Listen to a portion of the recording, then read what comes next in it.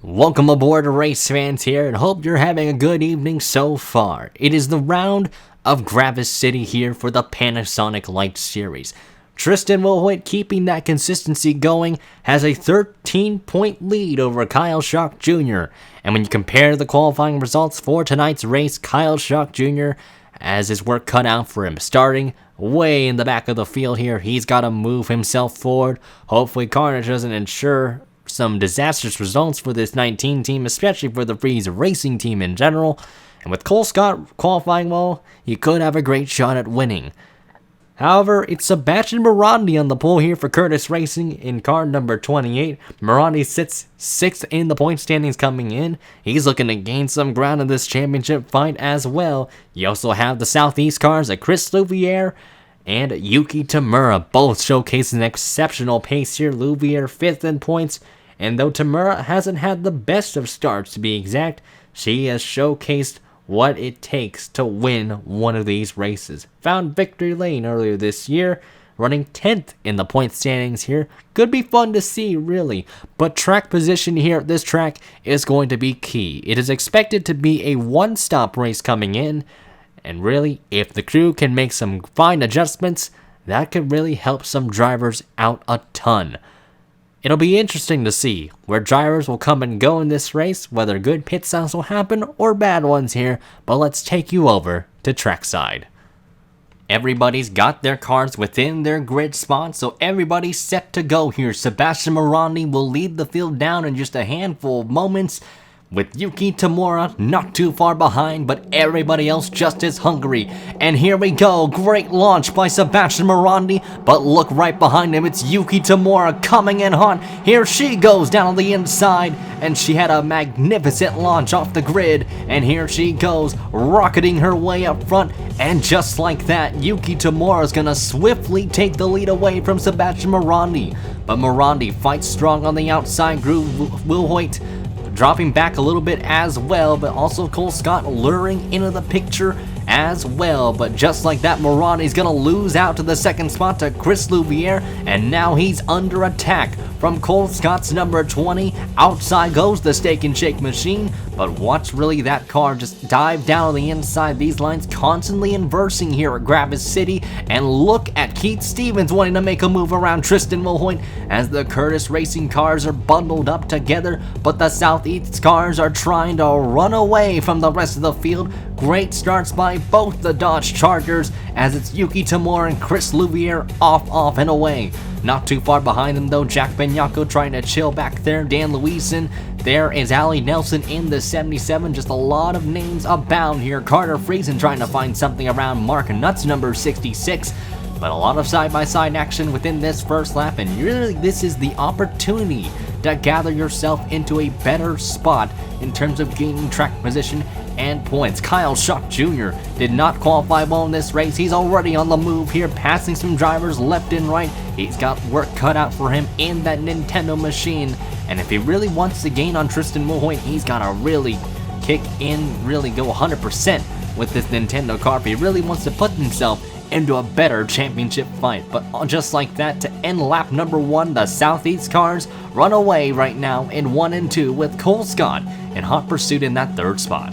Tristan Wilhoit is all over the back bumper of Sebastian Morandi, and here he goes for a cheeky little dive down on the inside. Tristan Wilhoit looking to expand his points lead tonight as he's making a move to the outside of his teammate, but Morandi is not going to play the team game here. He's fighting back and strong on that inside groove, but Wilhoit has the advantage coming into the corner. Still side by side right behind him though, Stevens under attack from Jack Benyako's number 2 car, while Dan Luisen is getting attacked by Junior Von Aller.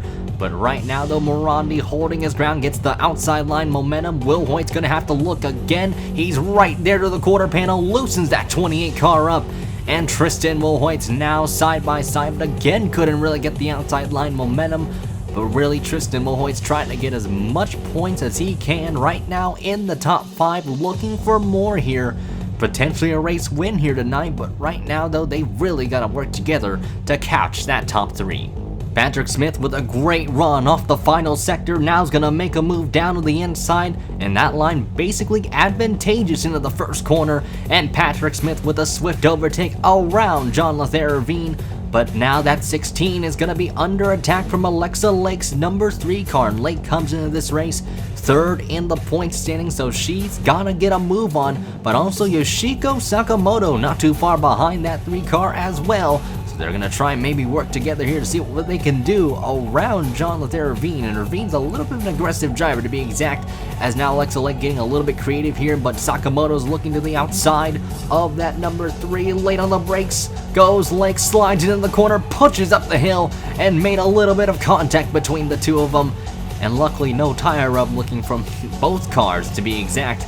But now Lake, oh man, just struggling to get the power down that 3, but she's gonna have the advantage coming into the corner, slides it up the hill, but that 16's just gonna get the outside line momentum, that exit speed needed in order to set people up for another overtake. But Lake's gonna try and file back in line right in front of Sakamoto as that 10 car washes up the hill, and look at the center speed.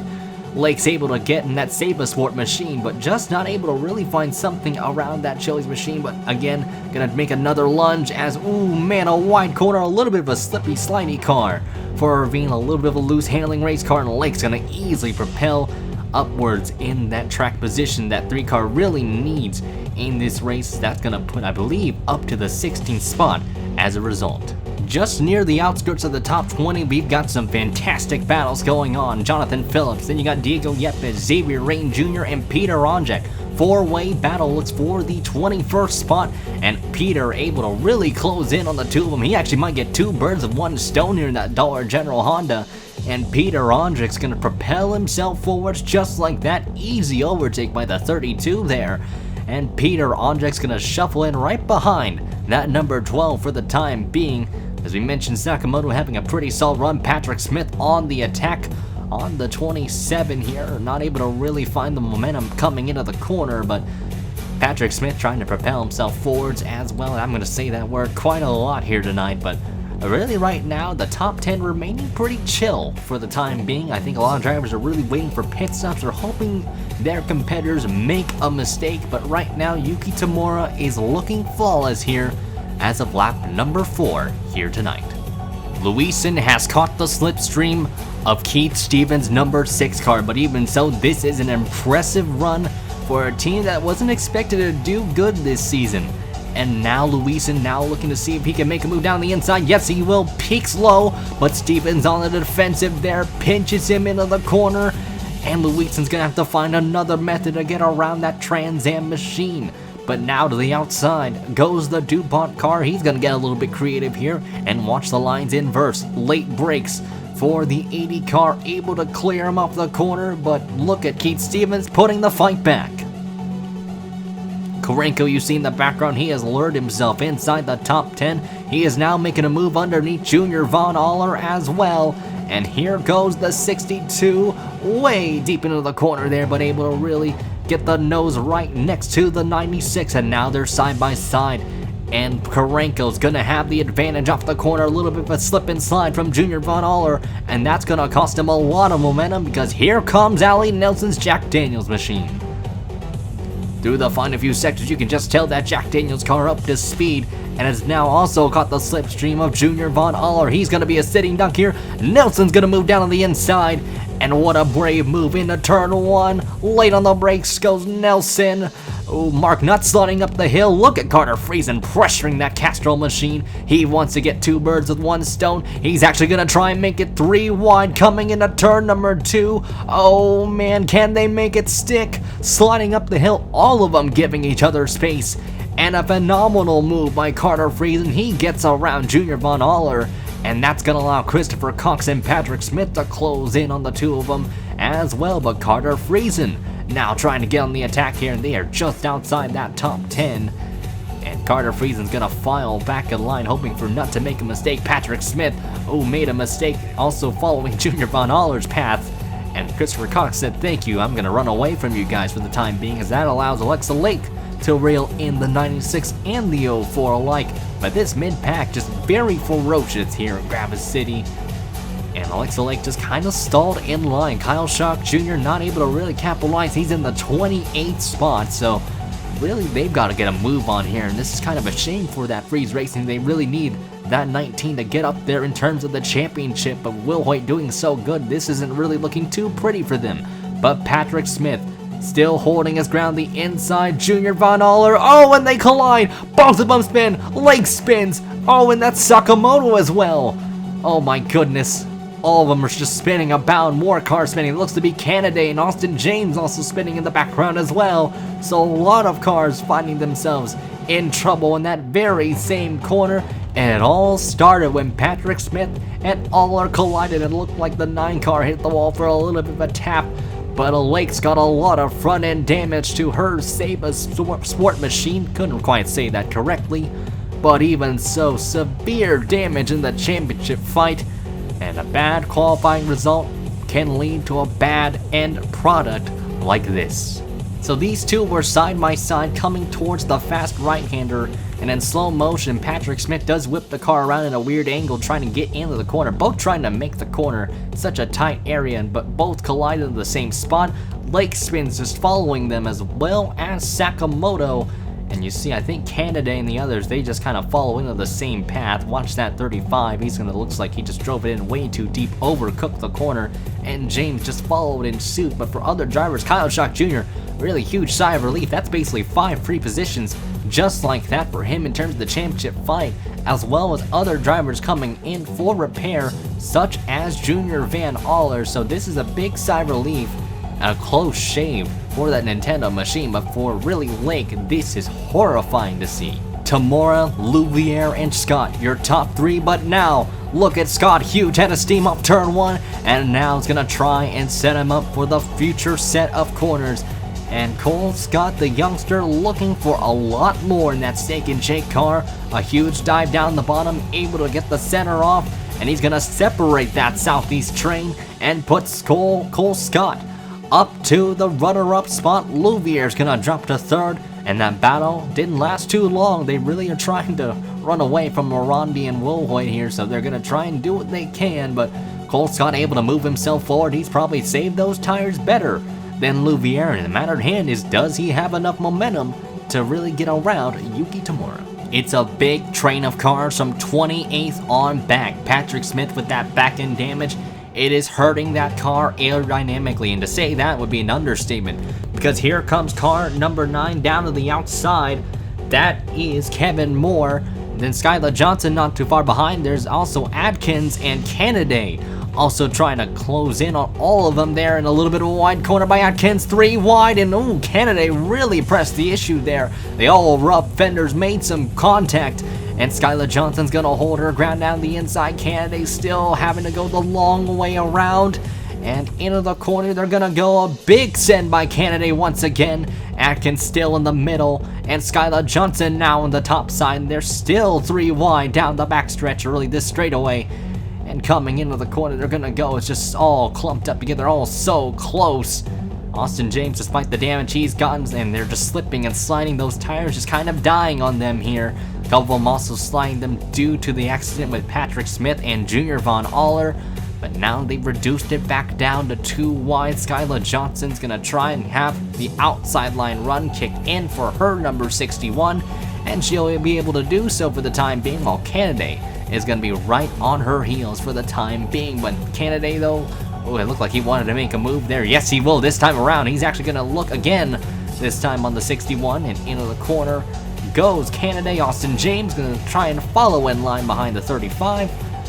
Looking really, these two Hondas still neck and neck down the stretch. And coming into turn number 2, looks like Aller looking right behind him. Charles Sanford in the 24 making a move around James, but looks like Canada's gonna clear that 61 for the spot. Jock Benyako has caught the Curtis Racing cars of Will Hoyt and Morandi, and it looks like Morandi's really holding up the 93, and that's just caused a little bit of a stack up, which allows Louison also to close in on Jack Benyako's number 2, but really, he tried to put the pressure on Will Hoyt, but instead he pressured himself into a mistake. Here comes Louison down to the outside. Ooh, man, he's gonna look to the right side. He's gonna try to, but Files back in line thinking otherwise. But Louison thought about it for a moment, Will he make a late lunge to the inside? No, he will not. We're right behind him though. Mark Nutt wanted to make a peek around Carter Friesen, not able to though, but Jack Benyako's car coming to life. Louisen's car coming to life here in this first half so far. Looks like tire fall is starting to kick in for these drivers. I believe it should be a one-stopper, maybe a two-stopper at worst, but we're gonna have to wait and see what really the pit crew and really the crew chiefs are gonna strategize here at Gravis City. PJ Karenko in that 8th spot. Ali Nelson has passed Keith Stevens for the 9th position. Carter Friesen though now on the attack, makes a move down the inside. Stevens wobbles a little bit there and Friesen loosens him up. And look how loose that 6 car is up the corner. Carter Friesen is gonna try and think otherwise. He's gonna take advantage of that. Oh man, they rub fenders there. Stevens drives it wide, slides it off, but able to keep it straight, and that's going to be an easy overtake for Carter Friesen. Welcome aboard to the top 10 for the Allegiant machine. Joss Phillips coming down pit road, and I mentioned Jonathan instead of Joss, so first things first, my apologies on that.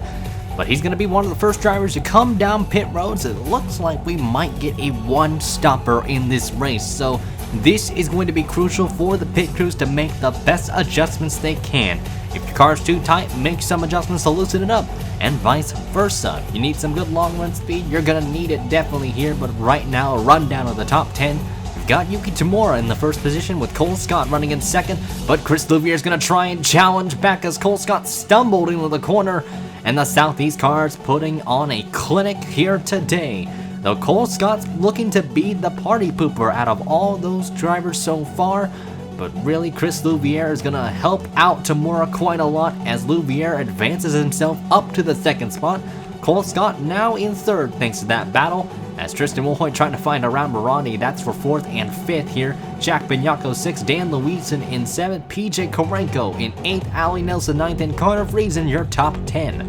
Really from there on, you see 11th through 20th on the leaderboard here, but Yuki Tamura, good little gap for this 25 team, and really I expect them to come down pit road this time, and I do mean this time. We saw Phillips come in, the matter at hand is when will Tamura come in. There she goes down pit road. I think everybody else is expected to follow here and let the games begin. Who will stay out? Who will try and stretch it a little bit more?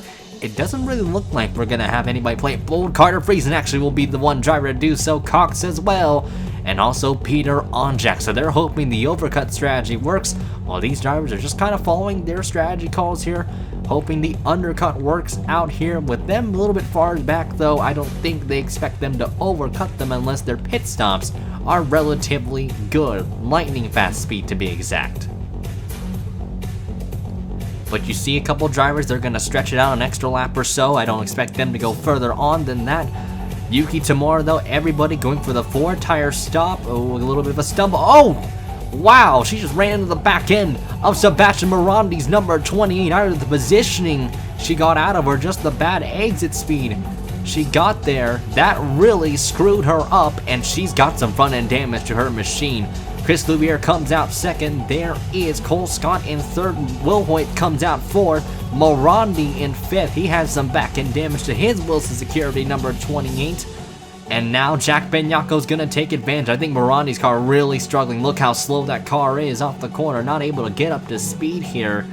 So either that, it's rubbing the tire or something with that Wilson Security car. But the damage received from Tamura is going to cost him aerodynamically as Cole Scott's looking around Chris Louvier, and that is for the 2nd spot. But Tamura now with the lead though, but really the big question mark is the damage to her front end. Will it hurt her car in the run, or will it help her, or will nothing really affect the aerodynamics of that number 25 Dodge? So this is a much better angle of the incident between Tamura and Morandi. You see the angle Morandi's at way aligned to the right, as Tamura is all the way towards the left side, as you see with the other drivers. You see Will Hoyt also to the right as well, but watch the way she launches off, just runs into the quarter panel. Morandi, Louvier was trying to get a momentum right then. You see he tried to go side by side with his fellow teammate and almost hit the pace car in the process, but really watch the launch. Tamura was able to get off, but the front end damage to the 25, and if really that incident didn't happen, she probably would have had a much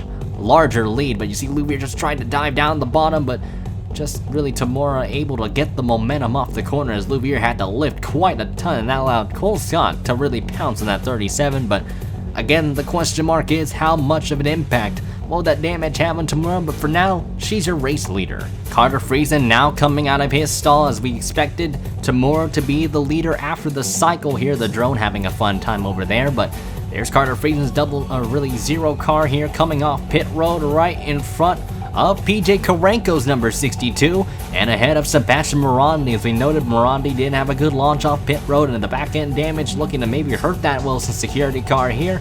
But just like that, Morandi's probably not going to get a top 5. Friesen looking a little bit slow there. He probably stalled the car a little bit coming in the corner, went way too deep coming in there, and that's going to really cost him a lot of momentum there as Karenko and Morandi both simultaneously get around that zero car though. Wilhoit though with a top 5 run, running now in the 4th position. Grand opportunity to maybe pounce on more here if the team's made some right adjustments here. But really, it's Yuki Tamura in the lead despite the front end damage to that Charger, with Chris Louviere in second. Really, this top 3 has been really strong this season, but they've yet to find victory lane this year. And really, what would be a story if really any of this top 3 could find victory lane here with just only a handful of laps to go. Phillips is trying to find a way around Brian Anders' number 26, but really that Mazda able to get the momentum off the corner. A huge dive to the inside. Kyle Schock had to react, and really due to them battling it out, and that really caused him to get into a mistake. And here comes car number 60 with a huge run down to the inside. And that's really not what Kyle Schock wants to see, as Ryan Pace is just looking very good. Maybe made some great adjustments to that Crown Royal machine. Look not too far behind them, Avril Mead in the 41. There's also Tuvlin in the 06. Oh, what a late dive into the corner goes Mead. Oh, they're going to make it 3 wide, and Schock's in a horrible position this time around. And that's not really what that Honda needs here. With all those drivers battling next to him here, Mead backs it off. But Tuvlin now making a move down to the inside of Kyle Schock Jr.'s number 19. And really an uncharacteristic day for Kyle Schock Jr. in the number 19. A bad Q effort has really been costly for this team, and that's really not what they want to see whatsoever. With these drivers passing him left and right, this just allows Tristan Wilhoit to really gain on his competitors here. And just like that, Schock's gonna lose another spot here, this time to Mead's number 41.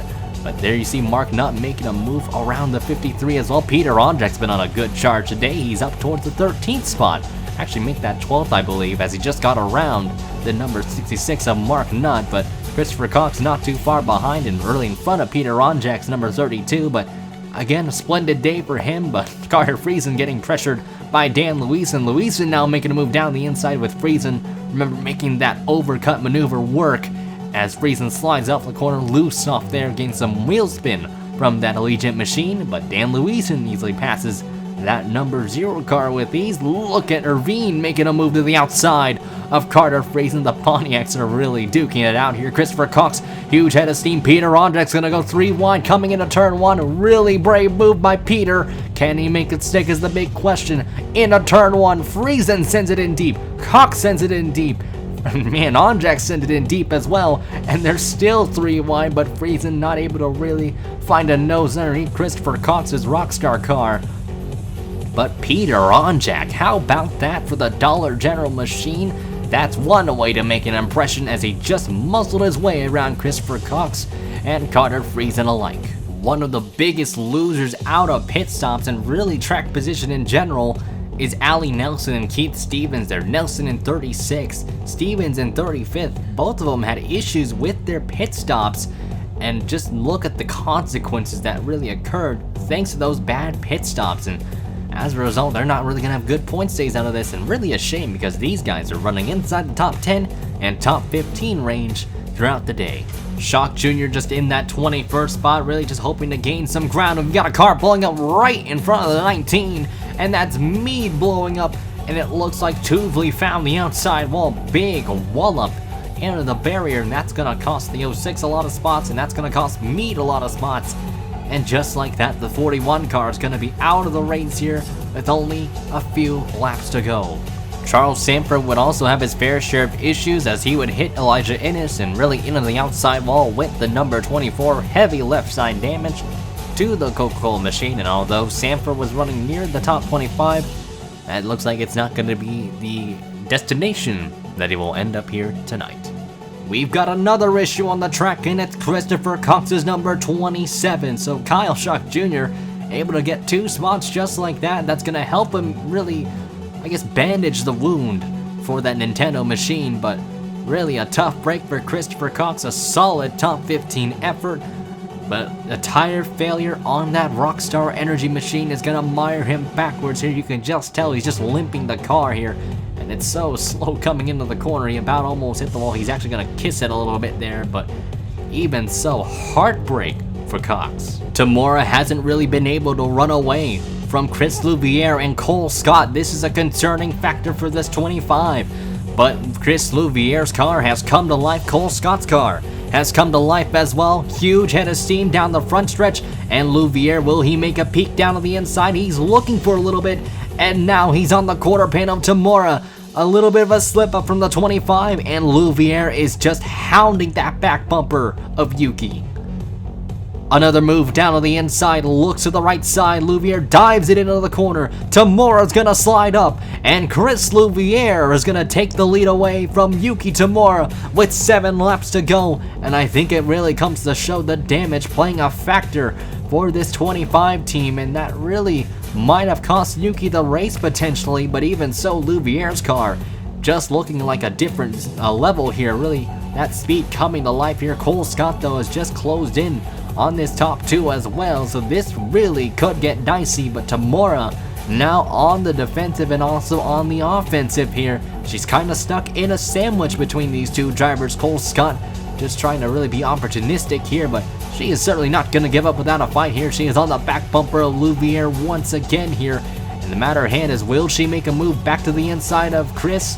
That's going to be the big question here. Louviere stumbles a little bit into the corner, not able to get the momentum off quite properly, but neither did Yuki here. But really, the top 5 kind of on their own little island here. Louviere with Tamura and Scott, then you got Will Hoyt and Benyako, your top 5. The top 5 just kind of separated within a little cubicle here, though the gap between 3rd and 4th is relatively big, but more or less though in terms of how we see them visibly, that is a different story. But right now though, Chris Louviere made a great setup into turn number 1 and then just took advantage. Tamura slipping up a little bit there and made the pass in turn number 2, and Louviere with the race lead. Here comes Darren Carter down the inside of Carter, Friesen for the 11th spot. And Friesen though looked to at least jump some of the drivers. That car not really looking too hot in terms of recent speed. And now Darren Carter just trying to take advantage, is going to pounce past that 0 car with ease, and Mark Nutt's going to be on the attack as well.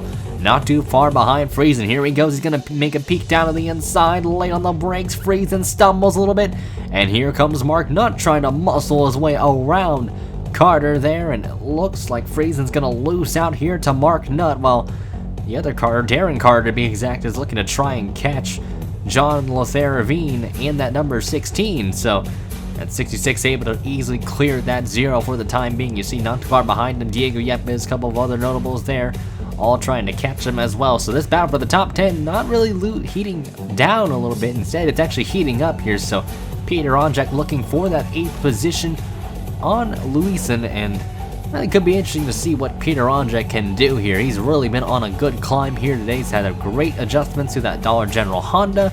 Who knows where Peter Onjak could end up here, but even so, this battle near the top 10 on back has been pretty intense. 3 laps remain for Chris Louviere. He's holding a solid gap over Yuki Tamura and Cole Scott, those 3 under a blanket, with Tristan Milhoyt and Jack Benyako running inside that top 5. The battle for the top 10 is on. Korenko with a big slide off the corner, with Sebastian Morandi right behind him. Peter Onjak has caught Luisen, and now here he goes on the attack. A move down the inside. Luisen right there almost pinched him into the inside wall, and Peter Onjak is going to advance himself to the 8th spot. And with that loss of momentum, John Lotharavine is going to have a huge head of steam on that 80 car. Made a little bit of a move there, but backed off. But look at the exit speed that 16's going to get here with only a handful of laps to go. Darren Carter, Mark Nutt have also closed in between the 2 of them.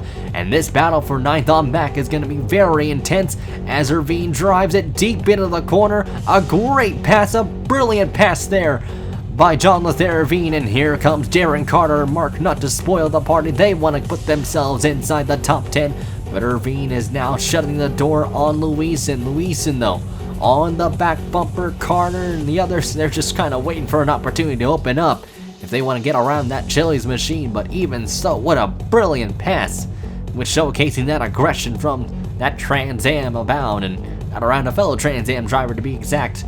But Darren Carter and all these drivers just kind of huddled up together, and Carter on the quarter panel. Luisen, Mark Nutt is the other one just trying to find an opportunity as well. Kyle Schock is still inside the top 20, but he's trying to find a way around Ryan Pace's number 60 car, but looks like he's not going to be able to for a moment there. But right now, though, the top 3 just still running away from Will Hoyt on back here. Only 2 laps to go here for Chris Louviere. The gap winding up this time around between him and Tamura. And here they come towards the set of corners they go, and down the front stretch, the white flag is going to fly. 1 more lap to go here for Chris Louviere. All 3 of these drivers looking for their top win, or really their first win, this season. Tamura, though, with a great first corner. Can she back it up several more times? Louviere stumbled a little bit that time around, and Cole Scott's just waiting for these 2 to battle out and potentially take each other out to capitalize and potentially steal a win from those 2 dodges. Another good set that time around for Tamura, but the gap still staying consistent here. So Chris Louviere trying to mind his P's and Q's, and Tamura's just hoping that he makes a crucial mistake here. And again, towards the right here, they're going to go. This is a great opportunity to do some passing here and to get yourself set up for the next set of corners. But Louviere just still keeping those P's and Q's all together, nailing those sectors perfectly here. He can park the car if he wants to, but as long as he doesn't go wide, he's probably in good shape here. Jack Benyako still putting the pressure on Tristan Wilhoit, but really, Wilhoit's just holding his ground against that number 2 car. Tamura, though, lost a corner there, lost some ground that time around, and Chris Louviere is just looking very strong here in that 37. The adjustments they made have really brought that car to life here, and those adjustments are crucial here. With that 1 stop, it's really played dividends for both Southeast cars, dominating the first half with Tamura, and now the second half with Chris Louviere. Was so close at Chicagoland. Through the final set of corners, lost out to Will Hoyt. Won't do it today, as Chris Louviere is going to win here at Gravis City, his first win of the season, and a Southeast 1-2. Sensational run, a great team effort, and that is going to help them so much in the Constructors' Championship here. Chris Louviere has done it, beating out Yuki Tamura, and really for Tamura's sake, the what-if scenario of if the damage didn't occur in pit stops, what could have been a win for this 25 team. Cole Scott gets a wonderful third. Great effort for the Freeze Racing team's number 20, Tristan Wilhoit, with the great run in 4th. Certainly a great day for him in terms of the point standings, with his contenders not doing so hot. He's going to extend that points lead, looks like. Then you got Jack Benyako in 5th in car number 2. Then you got PJ Karenko 6th. Sebastian Morandi in 7th. The pole sitter, certainly a disappointing day, probably for his standards. He certainly wanted more out of that. Then you got Peter Onjak, what a climb for him. John Ravine in 9th. And then Dan Luisen, I believe I'm correct there, is going to be in 10th. So great effort for these guys abound, and a lot of drivers climbing up to and fro here. I did get the name right, so that's good. But even so, though, what a race here. A lot of battles near the mid-pack, but in terms of the front runners, it was relatively tame, with the Southeast Motorsports cars pretty much being the showcase, really the class of the field here tonight. Congratulations, though, to Chris Louviere in the win. We'll take a look at the rest of the race results, and also the point standings coming into the next round. It's been an honor here. I want to first, before we go, thank Scott Rauch for really letting me have this opportunity.